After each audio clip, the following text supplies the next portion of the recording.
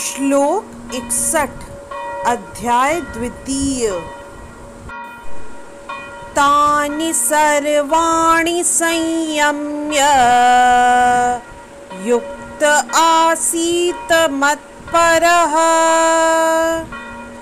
वशे हि यस्येन्द्रियाणि तस्य प्रज्ञा प्रतिष्ठिता। इस श्लोक में श्री कृष्ण अर्जुन को कहते हैं, जो इंद्रियों को पूर्णतया वश में रखते हुए इंद्रिय संयमन करता है और अपनी चेतना को मुझ में स्थिर कर देता है, वह मनुष्य स्थिर बुद्धि कहलाता है। यदि इस श्लोक का विस्तार करें तो इस श्लोक में बताया गया है कि योग सिद्धि की चरम अनुभूति कृष्ण भावनामृत ही है।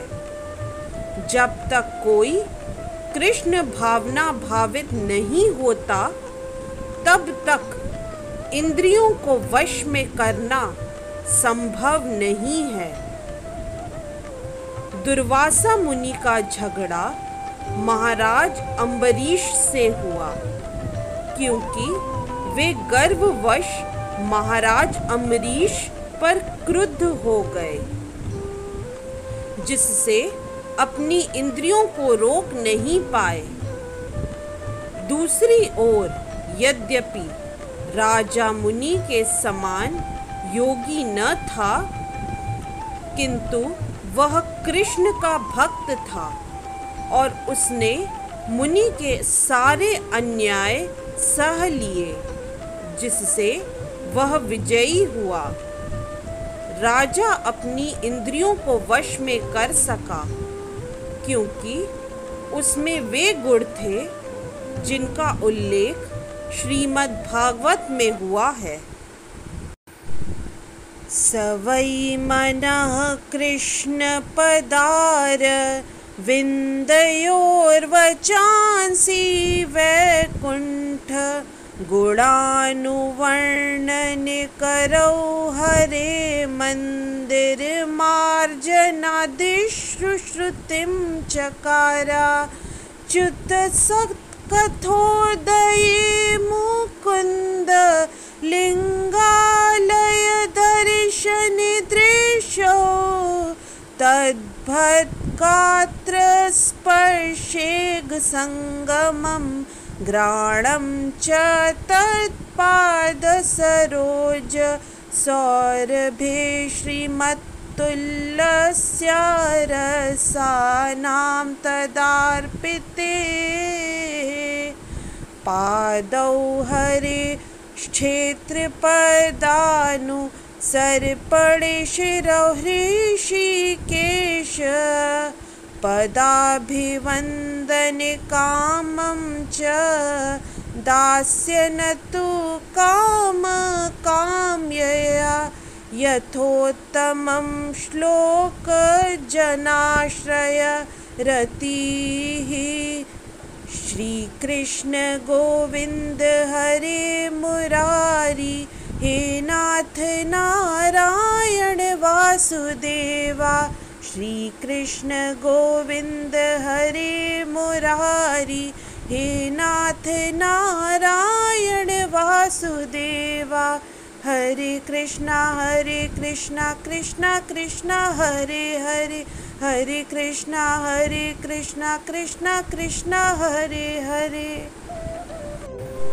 अर्थात राजा अम्बरीश ने अपना मन भगवान कृष्ण के चरणार विंदों पर स्थिर कर दिया, अपनी वाणी भगवान के धाम की चर्चा करने में लगा दी, अपने कानों को भगवान की लीलाओं को सुनने में, अपने हाथों को भगवान का मंदिर साफ करने में, अपनी आँखों को भगवान का स्वरूप देखने में, अपने शरीर को भक्त के शरीर का स्पर्श करने में, अपनी नाक को भगवान के चरणा विंदों पर भेंट किए गए फूलों की गंध सूंघने में अपनी जीभ को उन्हें अर्पित तुलसी दलों का आस्वाद करने में, अपने पांवों को जहाँ जहाँ भगवान के मंदिर हैं उन स्थानों की यात्रा करने में,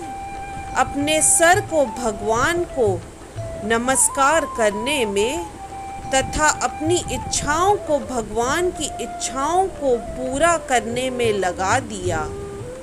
और इन गुणों के कारण वे भगवान के मत पर भक्त बनने के योग्य हो गए। इस प्रसंग में मत पर शब्द अत्यंत सार्थक है। कोई मत पर किस तरह हो सकता है, इसका वर्णन महाराज अम्बरीश के जीवन में बताया गया है। मत पर परंपरा के महान विद्वान तथा आचार्य श्रील बलदेव विद्याभूषण का कहना है, मद भक्ति प्रभावेन सर्वेन्द्रिय विजय पूर्विका स्वात्म दृष्टि सुलभेति भावः। इंद्रियों को केवल कृष्ण की भक्ति के बल से वश में किया जा सकता है। कभी कभी अग्नि का भी उदाहरण दिया जाता है।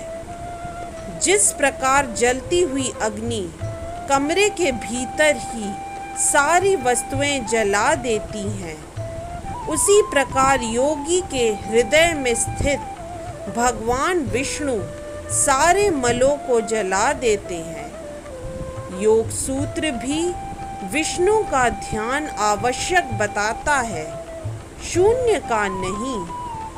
तथा कथित योगी जो विष्णु पद को छोड़कर अन्य किसी वस्तु का ध्यान धरते हैं, वे केवल मृग मरीचिकाओं की खोज में वृथा ही अपना समय गंवाते हैं।